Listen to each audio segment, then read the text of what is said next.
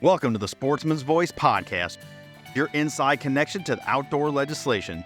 From the Beltway to policy happening your way, we're covering it all. I'm your host, Fred Bird. Join us as we explore public land access, wildlife and fisheries management, Second Amendment rights, the triumphs that shape our nation, the sports we all love, and the stories that fuel our passion for the great outdoors. This is the Sportsman's Voice podcast.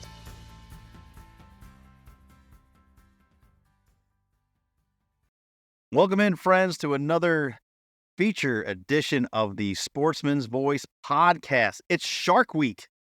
Well, it will be officially in a couple days, but it is Shark Week. And I think from what I was able to find, this is, the 36th year of Shark Week. And we got a Shark Week special for you. We welcome in Chris Horton, our Director of Fisheries Policy here at CSF, and Martha Guyas from the American Sportfishing Association, our great partners at ASA. We are going to break down the Shark Act.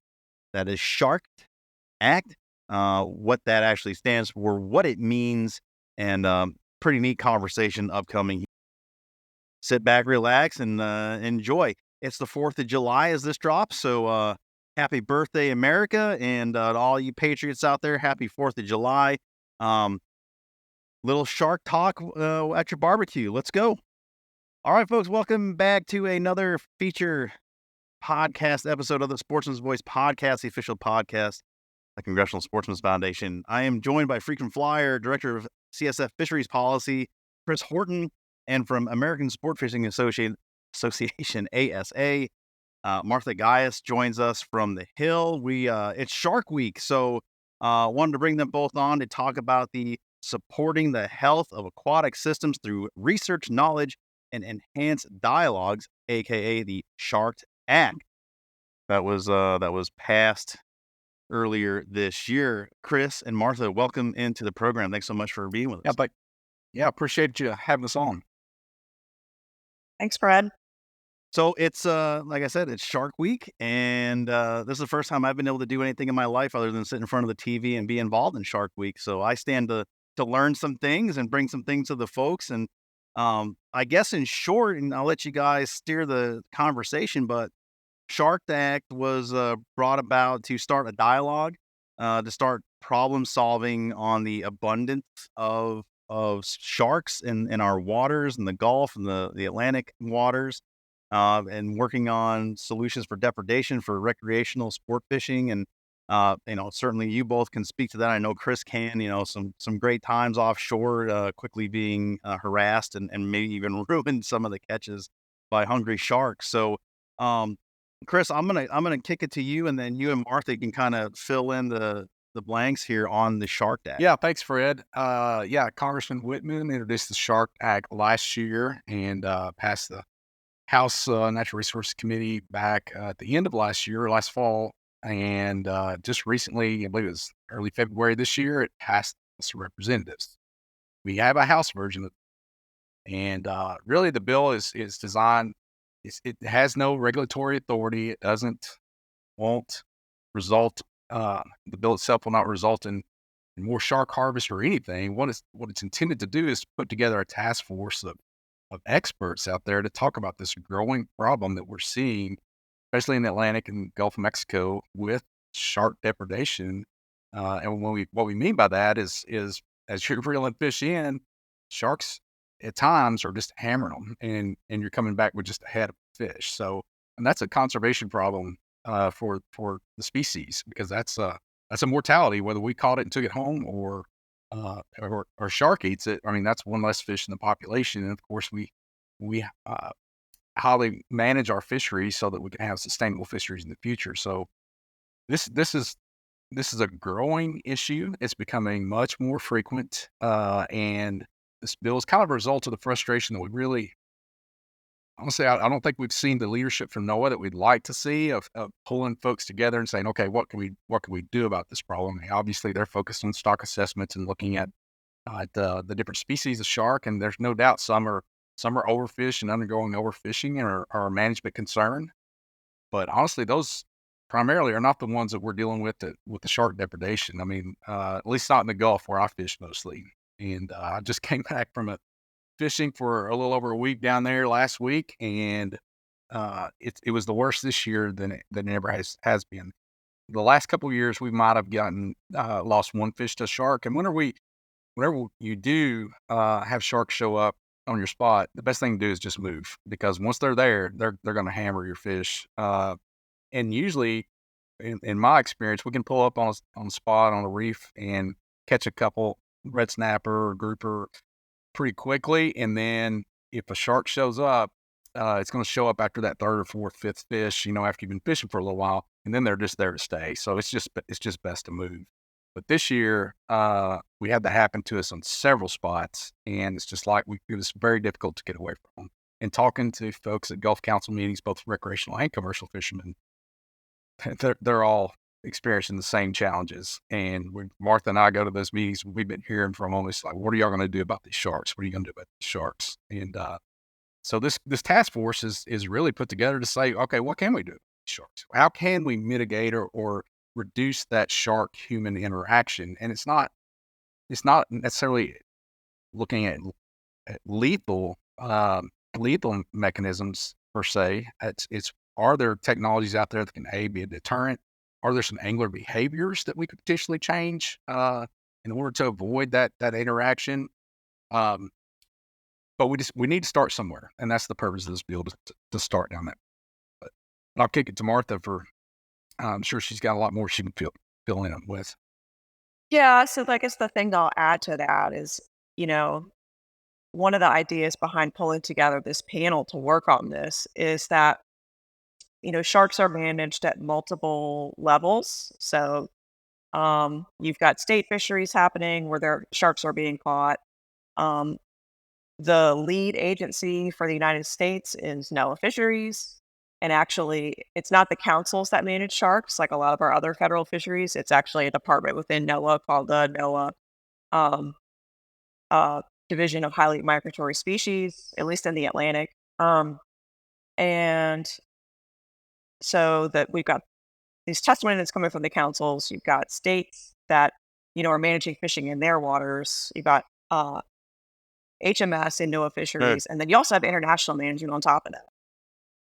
And so one of the things that's interesting about this depredation issue is it really affects everybody, whether you are an inshore fisherman that's really only doing redfish or something inshore, only in state waters, never want to catch a shark, never want to see a shark.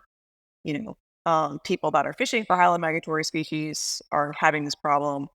Council managed species, certainly. And so it's been interesting to try to figure out like how to tackle this problem. Like, where do we start?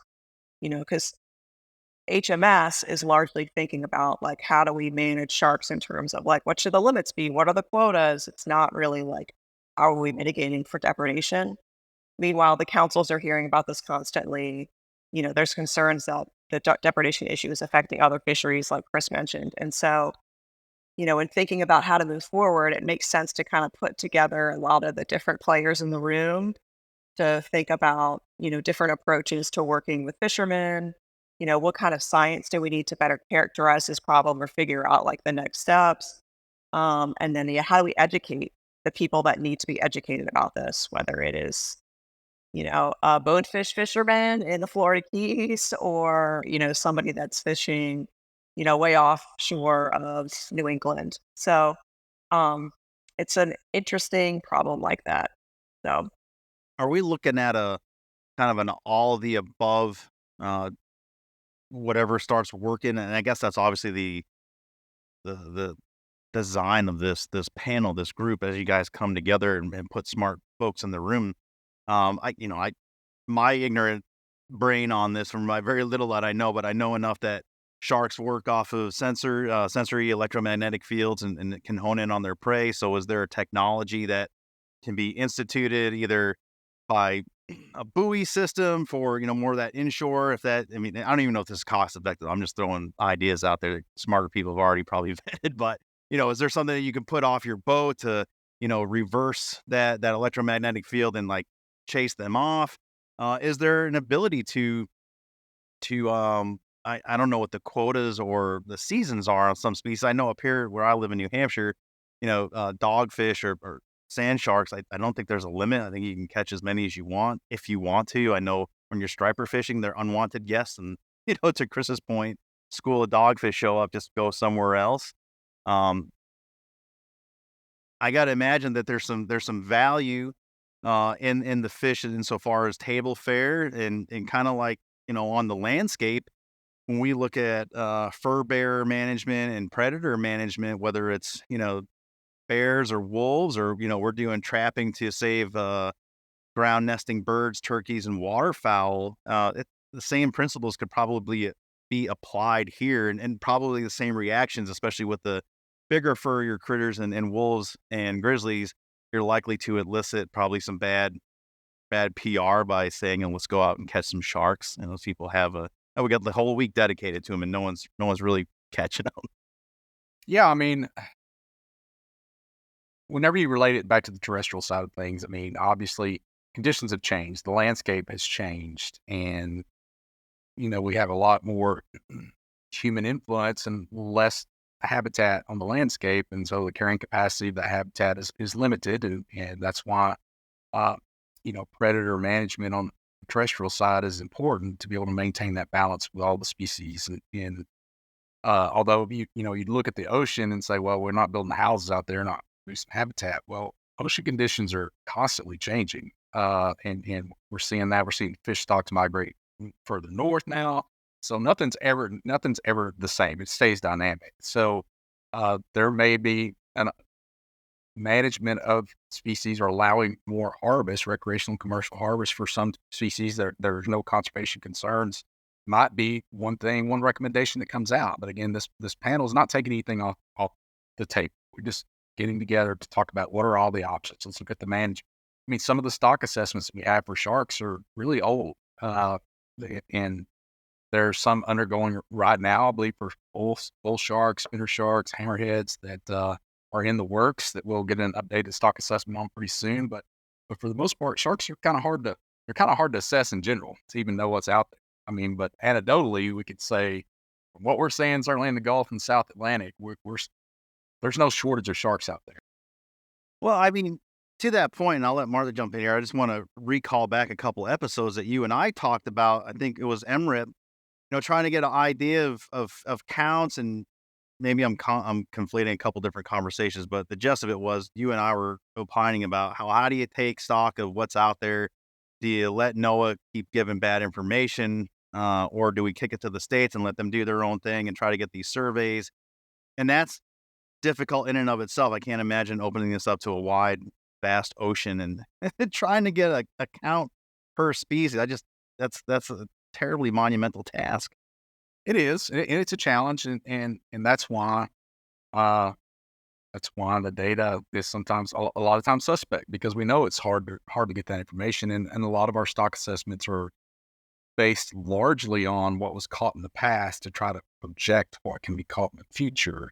Um, and that's a challenge to get an actual count of what's going on. Whereas on the freshwater side, as we talked about in that last podcast, most of the management focuses on what's going on in the water today because you can sample those systems on an annual basis and see what's in the water, and it's usually not fishing pressure that's driving that. So it is a challenge, but yeah, I'll let Martha jump in here. Well, yeah, and I'll add to that with sharks, at least some of the species, right, are, um, they move around a lot. So they may be up and down the East Coast and then the Gulf of Mexico, but they're also, migrating over to Europe or who knows where. I think a lot of times we just don't know. But those, the stocks are really large. And so that poses challenges for assessments as well, because, we really, it's difficult to get data to really cover the span of, the entire geography of where these animals, live and spend their lives and, where their nursery areas might be and all that. So, um, a lot of the shark species are very data poor, and not just in terms of catch data. So it's tough, definitely, to get the assessments. But there are, for some of the shark species at least, indicators that yes, like we are seeing improvements in the stocks. For seeing more sharks out there, not for everything. And there are some things that are in rebuilding plans that are 100 years long. So it's going to be a while before, we get to the finish line in terms of that being, um, you know, classified as healthy. And then there's a couple of endangered species as well. And so that's a challenge too, is trying to figure out like, okay, how do you balance the management for all these different species that, have different like biological needs, and, I guess capacity, to be harvested, but may or may not be contributing to this depredation issue or being encountered by anglers and fishermen that are out on the water. So, I guess maybe let me so other people that are just as curious as I am, is there a certain species? I kind of highlighted dogfish just from my anecdotal, recreational fishing, but are there identified species that are more problem children than others that you can key in on? I can start. So, I mean, I hear a lot about bull sharks, no matter who you are and where you are. Um, I feel like so there is some work looking into this, at least in the southeast, um, because I do hear regional differences sometimes. Like I'll hear about. I live in Florida, so I'll hear like in South Florida, like man, the tiger sharks are just out of control. In certain areas, you hear about sandbar sharks. So I think there may be some regionality to it that's worth just still trying to understand, but I'll let Chris jump in because I'm sure he's got some thoughts on this too. Yeah, no, I agree. It's bulls and sandbars what I hear about mostly in the Gulf and in personal Mhm. experience. Which we call an 8-foot bull shark while snapper fishing several years ago. And this year, of the three that we lost for sure, we also hooked up twice to sharks just right off the bat, and we fought both of those sharks for 45 minutes to almost an hour before we broke Oh and wow. just could not. I mean, we chased them down with a boat. They were big, big sharks. So I'm assuming they were bull sharks. Are you here's another question. So, like, I'm guessing artificial lures probably don't attract the sharks, like live bait or chunk bait. Is that how you're fishing, or am I totally off on that? Will they just bite anything? No, we're fishing. We're usually fishing live bait, like Yeah, live pogies or live croakers, big croakers, something like that. And and that's how you fish for red snappers? yep, yep, no, we're fishing for Okay. red snapper grouper. Anything will eat a croaker or a pogie. You put it down, it'll Yeah. eat it, including sharks. But I know one of those times that we hooked up, we were trying to catch a vermilion snapper, which are relatively small snapper, and we were catching them. And then all of a sudden, you get that by, and you're pretty sure it's a vermilion on there, and then all of a sudden, the line starts screaming because a shark just ate your vermilion and has the hook in its mouth and is gone. Mhm. Time to move again. Mhm. Yeah. Yeah, I feel like, thinking about I hadn't really thought about that way, Fred, like thinking about like, what are people using as, for as bait for their fish, right? I think it is a problem in other communities too that are using artificial lures or fly fishing or whatever, because, once they hook whatever it is that they caught, when that fish is moving, that I think is what is signaling, the shark to come over and see, hey, what's Sure. this? Let me take a bite of that. And then we also, time to time, I hear these crazy Yeah, yeah, stories of no, for sure. sharks like just going after boaters or taking a chunk out of the side of the boat, and it's just like, okay, what happened there? So yeah, Yeah. Yeah, there's been it some really is. interesting, Instagram posts recently, and Facebook posts of South Florida anglers and sharks just attacking Mhm. the trolling motor, which I'd never seen that, heard that. It may be indicative of just we have a density a density issue with some species of shark, but, um, You'd imagine if it was like an electromagnetic field that the boat and the technology on the boat was giving off, that you guys would have already observed that. yeah, you would think. Is it is it easy to hypothesize that maybe it's a territorial thing? If you're saying that the population is so big, there's only so many places for these critters to move about in their feeding areas, or, to Martha's point, just, breeding grounds.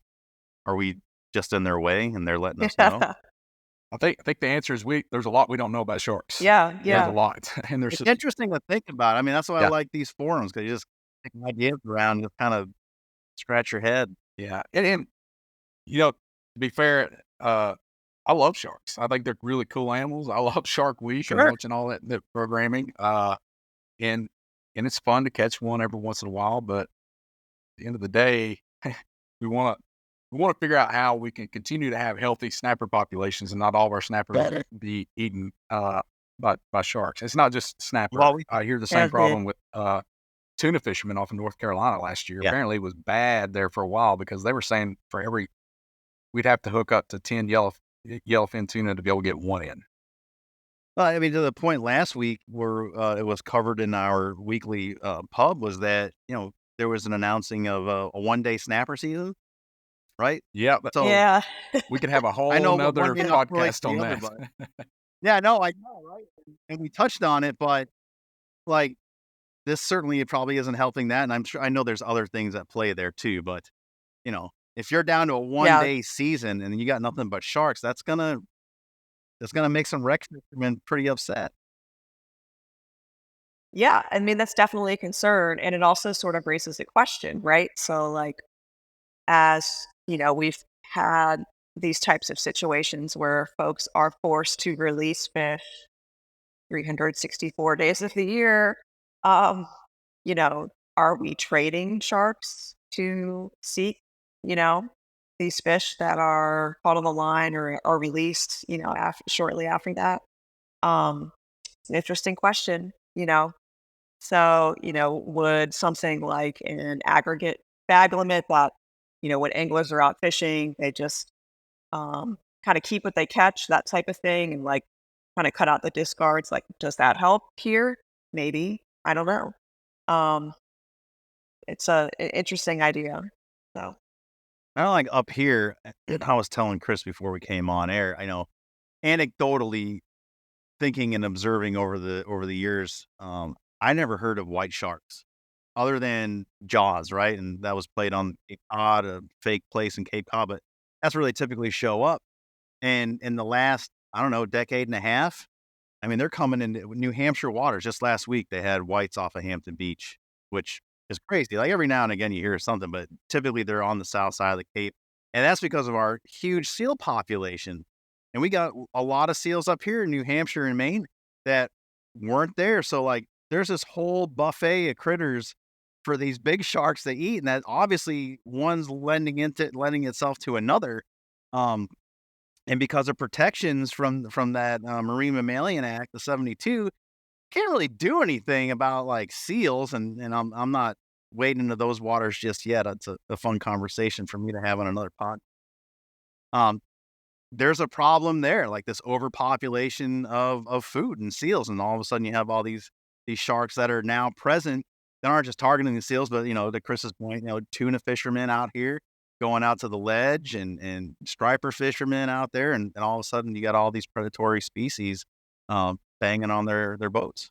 Yeah, it just kinda goes back to that point that things change, dynamics change, and populations shift, and so we're constantly experiencing that, but, again, going back to the depredation issue, I mean, white sharks are endangered, and I believe they're endangered, and that's they're not our problem with the depredation part. I would assume that would not be white sharks. I haven't heard of white sharks being a problem in depredation, but typically, the ones we're having, at least again, going back to my home waters in the Gulf, the ones we're having issues with are the most abundant and most common sharks. The ones that we're not necessarily worried about so much on the conservation side from the shark perspective, because the populations seem to be doing really well. So you know, again, great whites. That's kind of the pinnacle. It's the most popular shark out there because Hollywood That makes the made it headline. that way. And it's Sure. also biggest predator shark, I guess. Has big teeth. Yeah, swims off our coast. So they're cool and they're charismatic. And but again, that's not those aren't the ones that we're concerned about here with the depredation part for the most part. So 2 questions with that then, right? So what right now can anglers do, if anything? And then fast forward, let's say everything works out, Senate takes up either the House bill or they come out with a companion, all this passes. What are the next steps? what can we do now, and then what can we do if this all gets a dam? Well, Martha may have some tips, but yeah, my best tip for anglers, and I tell my buddies is when the sharks show up, just move to another spot because you're just feeding the sharks and we're perpetuate this behavior. If you keep trying to, I'm going to get one more past them. Well, you're just providing them another opportunity for an easy meal, and that may be part of it. Is we are teaching sharks to follow fishing boats. Because if they're either going to be releasing fish Mhm. because their season's closed and we can just wait and pick them off as they come back in the water a little bit disoriented, or we can pick them off as they're going up the line. Uh, not right now. That's about the best thing that I know to do as an angler to avoid them. But Martha may have some better ideas. Yeah, I feel like this is another, like, thing that for the task force to pick on, like, what's the best or maybe, like, some best practices, depending on how you're fishing and what you're targeting, like, what are your options, right? So, like, there are some deterrent technologies out there, Fred, um, that, there are people can try, in addition to being to just straight up moving, one thing that I've heard, a fair amount is, to the extent that you can land the fish that you're catching quickly, that's probably gonna help. I mean, if you've gotta release it and you've got sharks following your boat and you put that fish in your live well and then release it, it kinda depends on the situation. Sometimes, if it's something that you can't possess, that maybe puts you in a gray area. If you're put it in your live well and then, truck down the road a little bit in your boat. But, yeah, I mean, it's anglers are looking for answers because 'cause they're like, "What do we do about this, like, right now?" Um, so it's I don't there's no silver bullet, I think, right now, and so it really probably is gonna take a bunch of different measures, and changes in behavior by anglers and that kinda thing to figure out how to wrap our heads around this issue. Yeah, I'm So, glad you brought us back around to technology. Because okay. sorry, Brent, I skipped over that question earlier too. But it's Martha mentions there will probably be some folks at ICAST this year that have some gadgets that they're Mhm. testing as far as shark deterrence goes, and I think one of the advantages of putting this task force together is to be able to have scientists take a look. Okay, so we've tried these. What were the results? And why do we think they did or didn't work? And what additional research do we need to do to see if we can perfect these so that they are something that every angler can have that would deter sharks, certainly on the release.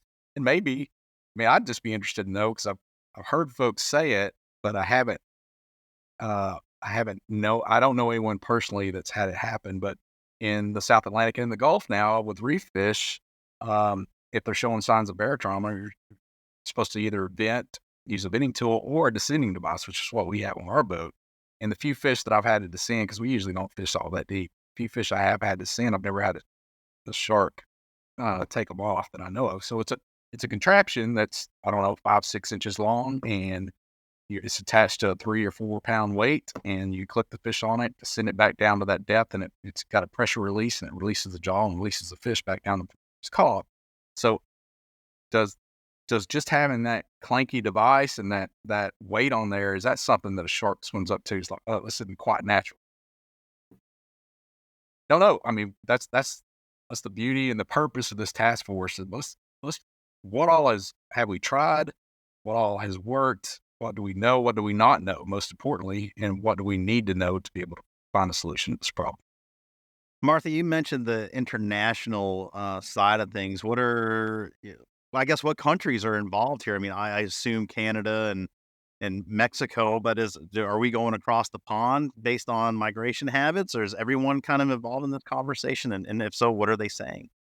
Yeah, so there is a, fisheries management body out there, the acronym is called ICAT, and that group, it's a lot of countries actually, 'cause there are a lot of countries that actually that are don't border the Atlantic Ocean, but fish in the Atlantic Ocean, Hmm, um, and that body was originally formed to manage tunas, but also manage other, like, highly migratory international waters, species like that, and there are a few shark species that fall um, under that group's purview, and so the U.S. is a part of it. Canada is too.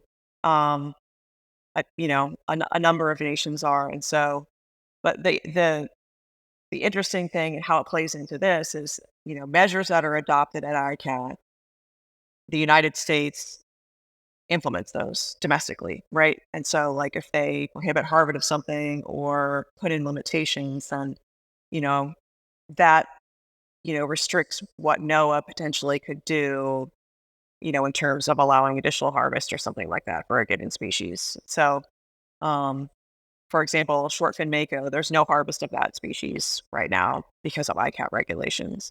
Good. I don't know that shortfin is one where we're seeing these depredation issues, but another thing to consider just with this, dealing with sharks and managing sharks is that, to a lot of people have a hard time telling the different species apart.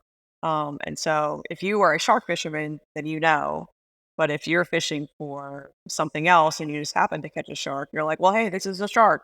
Um, a lot of times.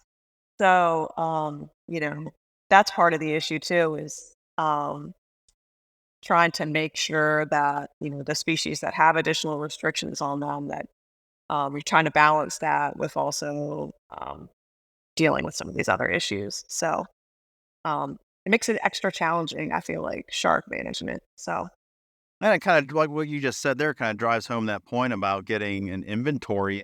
You just don't have mhm. people out there purposely fishing for sharks like you do other wreck species. I mean, they're out there. It's a niche audience that are out there. I know guys that do it here in New England. They'll go out Yeah, there and for what I say, Chris, poor beagles and blue sharks, stuff like Jay. that. But unless you know what you're getting after, like you said, "Oh, it's just a shark." There's just not enough people doing it to give you the information you need.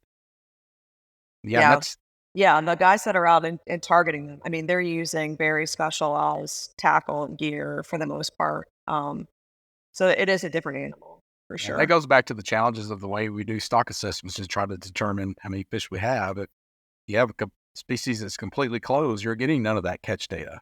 I mean, none. So you don't have any landings data to even put in an assessment to see how the population's requires a lot more intensive fishery independent research to be able to get an idea of what's going on with that population. So going back to the white sharks, even though they're not problematic species for this conversation, from what you said, Chris, it does seem that biologists have a pretty good way of tracking those and following those species around. Um, can that? I'm assuming it's employed, but can you take that same geolocation tracking and tag other sharks and try to understand more about the specific species? Are they doing that, or should they be doing that? Oh, yeah, I would assume. Well, I know there are there because Dr. Greg Stuntz has done some of it now in the Gulf from the Hart Research Institute, where they've put those satellite tags on sharks. I mean, you only get information when they get close to the surface, so they can transmit that Yeah. data that was collected. But yeah, I mean, using satellite tags is one way to get information on these sharks. As far as using it to determine population abundance, I don't know that there's a way to do that, but it's to be able to get specific biological information or migratory information for a lot of these species, which is helpful because again, I mean, there's a lot that we don't know about sharks, and that's what Shark Week kind of Yeah. highlights a lot of the research that's going on out there from trying to understand it a little better. I guess more in my imagination of how that would work out in my gray matter was, a little with drone technology and, if that tagged fish was or shark was coming by close enough, could you deploy drone technology to get above it, assuming the weather is good, and take aerial surveillance and see if they're running in schools and kind of get overhead numbers. Again, this is just my imagination making stuff up. Probably easier said than done. Yeah, I mean, I guess the sky's the limit nowadays with the technologies that are Yeah. coming out in Yeah. AI and how everybody's talking about AI can help us with this issue. It's like, man, I can't even begin to wrap my head around how AI could get us more Well, we're information. talking about Yeah, it with whales. so yeah, Yeah. um, Fred, I want to circle back to one thing that you, I think, asked about, but we didn't really get to, and it's like, what do we do now, at least like Yeah. legislatively? So, um, Chris mentioned that we have a House bill that actually passed. It passed by unanimous consent, which is a big deal. Mhm. Means like everybody's cool with this. Um, Unfortunately, at this point, we don't have a Senate bill, and so until we have a Senate bill, we're not going anywhere. And with this Congress is in its second year, so if we want to get this done, this Congress, we need a Senate bill. We need it soon. The Senate likes to work on things that are non-controversial and bipartisan, though, which something that passes by unanimous consent. I mean, that's it. So, um, what can people do right now would be to contact your senator and say, "Hey, let's get the shark depth going in the Senate. Let's pick up that House bill where the House left off, and take it to the finish line." Really. It So, sounds funny to say, but it's not, and, you think of how many coastal communities and again, I keep coming back to where I live. I live on the coast of New Hampshire. So much, economy is based off of ecotourism and fisheries. Same thing down in the Gulf. Chris and I, after this podcast airs, the next feature one is gonna have Chris again and Congressman Graves, talking about rigs to reef and just all the economy that goes into it. So it sounds kinda offhanded to say, "Hey, let's get this one passed," but there's a lot of senators down there on the Hill that have a vested interest in keeping their constituents that are making a living off these waters happy. Seems like an easy, low-hanging piece of fruit, win to grab at. when you've got recreational fishermen, commercial fishermen, when they're on the same page on an issue, like, You sh you should let's be go, golden, right? right? Yeah. Everybody can agree that this is an Yeah, issue. Yeah. So, yeah, right. Yeah, I think thus far it's just been a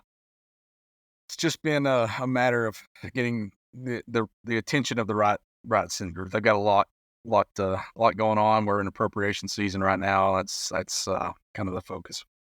A lot of the interest and of course farm bills kind of on the thick of it too. So but yeah, we're still It working. is. There's some interest. We've been talking to some offices. There's definitely some interest there. And hopefully if we can, like Martha said, get a Senate version introduced to sometime here pretty soon, get a hearing on it, and then, the lame duck session of Congress as this session comes to a close between, um, just before Thanksgiving and first couple weeks in December.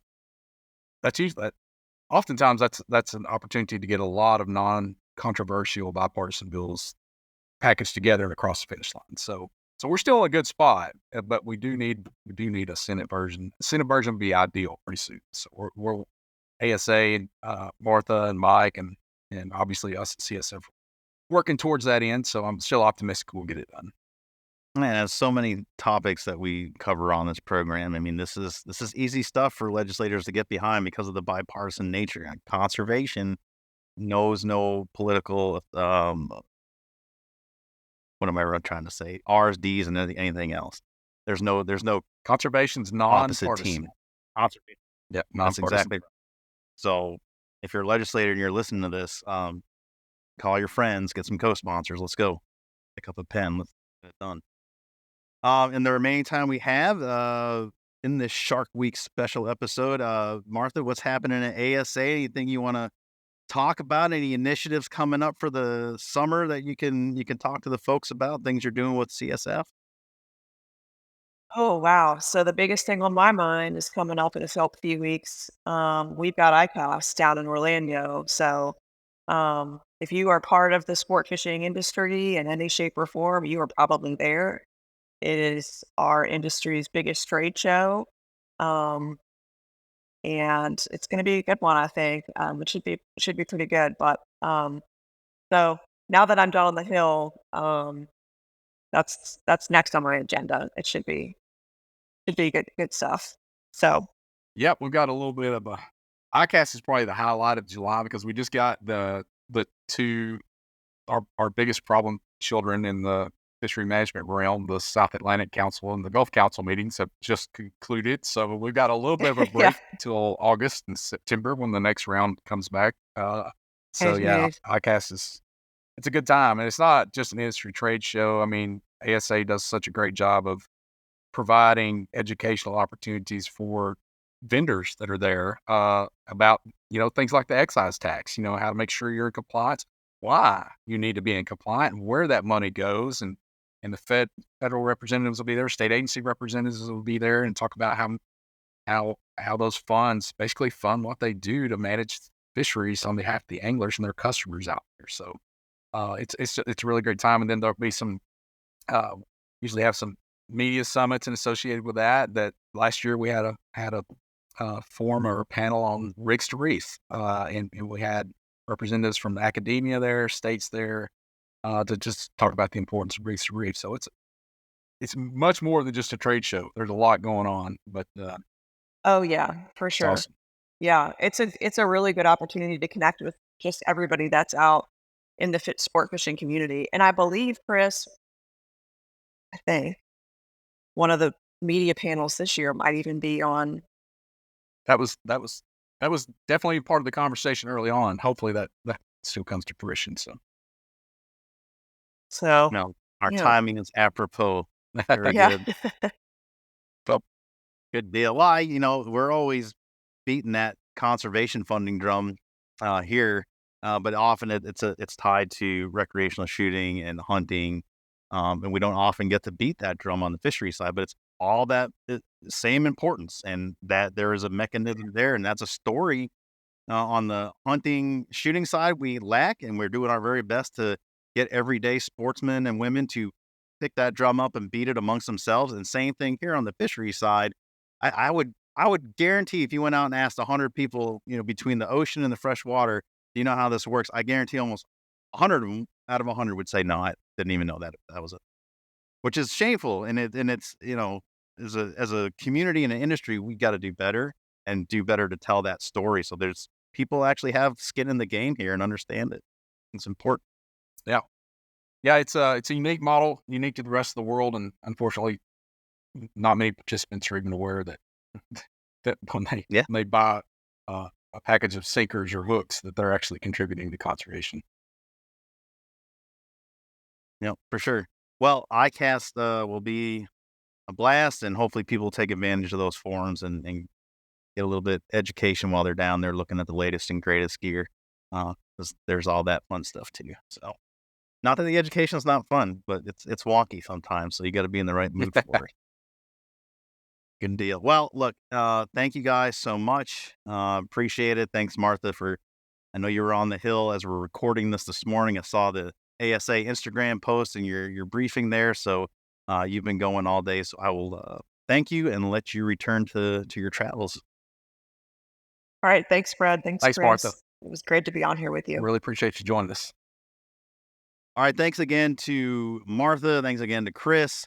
Pretty neat stuff and a lot of questions still, I guess, at least on my end.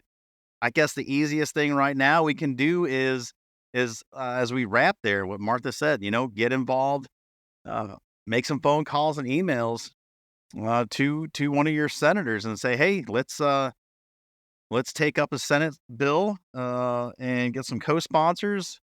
There's quite a few states that have a direct interest in this legislation and protecting recreational fishing and commercial fishing. So, um, you know, this should be a pretty, like I said at the end, this is low hanging fruit, pretty easy win here. So, um, that's what you can do right now. And if, as Chris said, if you're on the water, your best tactic, you're getting into them, take off, go find a new spot, which is easier said than done sometimes. It's kind of a bummer, but, you'd rather not feed the sharks or have the sharks jack up your gear. So yeah, definitely interesting conversation. And so often we get to talk about the land management and land conservation and everything that goes into that on this show. And, being able to really sink our teeth into, pun intended, of course, sink our teeth into some marine policy, some fisheries policy, and just the scope of a topic like this and all the layers to this, all the countries involved in this. I mean, you say you don't even think about it. We're so used to just keeping stuff close to home. You're talking about species that are just swimming around out there. That really involves a whole lot of the planet. So, big ideas to think about. So hopefully there's some cool technology at ICAST that if you're going, you can check that out and maybe employ some anti-shark technology. if it's something you can afford to add to your setup, and you can be out there enjoying some recreational fishing while not interacting with sharks. Yeah, there it is. I don't want to take up too much more of your time on the birthday of our great country here, 4th of July. So I will say thank you for tuning in. Quick housekeeping: our NAS Summit registration is open. So if you're coming to NAS, Baton Rouge, Louisiana, they are hosting this year, November 19th to the 22nd. You can go on to congressionalsportsman.org and register there. We hope to see you there in November. Thanks, as always, for bringing us along for your day.